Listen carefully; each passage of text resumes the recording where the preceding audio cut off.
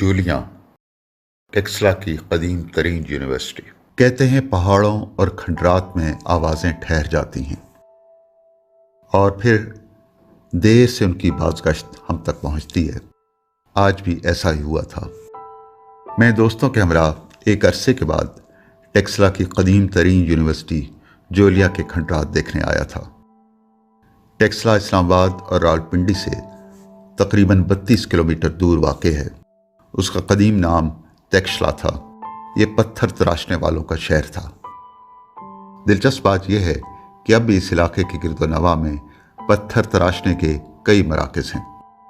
کہتے ہیں ٹیکسلا کی تہذیب کا آغاز قبل مسیح کے زمانے سے ہوا۔ اس کی دریافت کا سہرا معروف آرکیالوجسٹ سر جان مارشل کے سر ہے، جس نے ایک گمشدہ تہذیب کا سراغ لگایا اور انتہائی محنت سے وہ آثار دریافت کیے جن سے ٹیکسلا میں رہنے والے لوگوں کی معیشت، معاشرت اور ثقافت کا پتہ چلتا ہے۔ چھٹی کا دن تھا، سردیوں کی نرم دھوپ پھیلی ہوئی تھی۔ بس یوں ہی بیٹھے بیٹھے پروگرام بنا کہ ٹیکسلا کے قریب دنیا کے قدیم ترین یونیورسٹی کے آثار دیکھنے چلیں۔ جولیا کی یہ قدیم درسگاہ بدھ مذہب کے پیروکاروں نے بنائی تھی، جہاں مختلف ممالک سے طلباء آتے تھے۔ میں یہاں پہلے بھی کئی بار آیا ہوں، لیکن اتنی بار آنے کے باوجود بھی اس کی کشش کم نہیں ہوتی۔ ہر بار ایک نیا طلسم مجھے اپنے حصار میں لے لیتا ہے۔ جولیا کی درسگاہ گاؤں سے تقریباً 100 میٹر بلند ٹیلے پر بنائی گئی تھی، جس تک پہنچنے کے لیے تقریباً 200 سیڑھیاں ہیں جن پر چڑھتے ہوئے سانس پھولنے لگتی ہے۔ شاید اسی لیے نصف سیڑھیاں چڑھنے کے بعد بینچ رکھے ہیں جن پر کچھ دیر آرام کر کے آگے بڑھا جا سکتا ہے۔ میں بھی ایک بینچ پر بیٹھ گیا، پانی کی بوتل نکال کر چند گھونٹ لیے اور پھر دوستوں کے ہمراہ سیڑھیاں طے کرنے لگا۔ میں سوچنے لگا میں یہاں پہلی بار کب آیا تھا، شاید آج سے 35 برس پہلے۔ اس وقت میرے ہمراہ جی اے الانا تھے۔ الانا صاحب کسی تعارف کے محتاج نہیں۔ ان کی پہچان ایک ماہر لسانیات کی ہے۔ یہ سندھ کی زبان اور ثقافت کے معروف ادارے سندھولوجی کے چیئرمین اور سندھ لینگویج اتھارٹی کے ڈائریکٹر رہے۔ علامہ اقبال اوپن یونیورسٹی اور بعد میں سندھ یونیورسٹی کے وائس چانسلر بھی رہے۔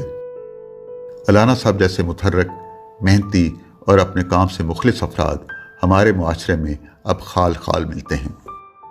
یہ ان دنوں کا تذکرہ ہے جب الانا صاحب علامہ اقبال اوپن یونیورسٹی کے وائس چانسلر تھے۔ الانا صاحب کو زبان، کلچر اور ثقافت سے جنون کی حد تک لگاؤ تھا۔ اس وقت میں یونیورسٹی کے انگلش ڈپارٹمنٹ میں بطور لیکچرر کام کر رہا تھا۔ الانا صاحب نے نہ جانے مجھ میں کیا دیکھا کہ جب بھی وہ کسی پرانی جگہ یا کسی تاریخی مقام پر جاتے مجھے اپنے ساتھ چلنے کو کہتے۔ جولیا سے میری پہلی شناسائی الانا صاحب کی بدولت ہوئی۔ یہ آج سے تقریباً 35 برس پہلے کا ذکر ہے، مگر یوں لگتا ہے جیسے کل کی بات ہو۔ ان دنوں جولیا کے بلند مقام پر جانے کے لیے اس طرح کی باقاعدہ سیڑھیاں نہیں تھیں۔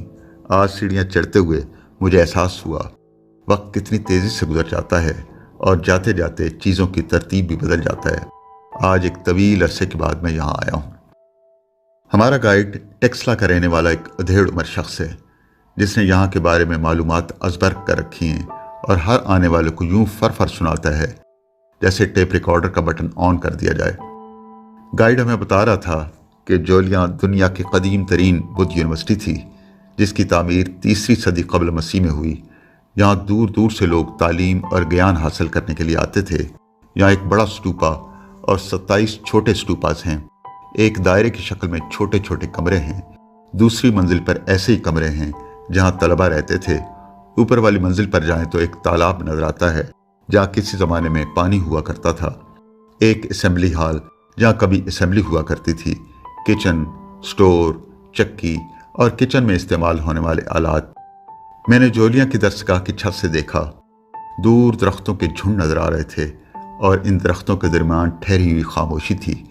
ہم سب حیران تھے کہ دیواروں کی تعمیر میں استعمال ہونے والے اتنے بڑے بڑے پتھر اتنی بلندی پر کیسے لائے گئے، کیسے ان کو تراشا گیا اور کس طرح جیومیٹری کے اصولوں پر کمروں کی تعمیر کی گئی۔ گائیڈ بتا رہا تھا کہ یہ جگہ بلندی پر تھی، لوگ یہاں زندگی کے ہنگاموں سے دور سکون کی تلاش میں آتے تھے۔ یہ بدھ بخشو تھے جنہوں نے دنیا کو تیاگ دیا تھا اور تنہائی کی آغوش میں شانتی کے متلاشی تھے۔ اس کے بعد گائیڈ کیا کہتا رہا مجھے معلوم نہیں۔ میں سوچ رہا تھا जिंदगी में कौन सा लम्हा होता है जब इंसान जिंदगी के हंगामों से पर्दा कर लेता है और तन्हाई का मुतलाशी हो जाता है। आज जोलियां की दरसगाह की खुली छत पर एक बड़े पत्थर से टेक लगाए मुझे वो दिन याद आ गया जब मैं अलाना साहब के साथ यहाँ आया था। इत्तफाक से उस दिन कराची की एक यूनिवर्सिटी के तलबा और तालिबात का एक ग्रुप भी जोलियां की इस कदीम यूनिवर्सिटी के खंडरात देखने आया हुआ था। एक मुख्तसर सा ग्रुप था, तकरीबन 10-12 लोग होंगे। उनके हमरा 2 असातिज़ा भी थे। ग्रुप के लीडर अधेड़ उम्र प्रोफेसर थे। उनके हमरा शोबे की एक लेक्चरर रेहाना थी। तलबा और तालिबात इधर उधर घूमने लगे और उनके असातिज़ा हमारे साथ खुली छत पर आ बैठे। ग्रुप के प्रोफेसर साहब अलाना साहब को जानते थे, इसलिए दोनों खुशगपियों में मसरूफ हो गए। मैं उन्हें महफ़ गुफ्तगू छोड़कर वहां से उठाया और छत के किनारे जाकर दूर तक फैले हुए पहाड़ों पर दरख्तों को देखने लगा।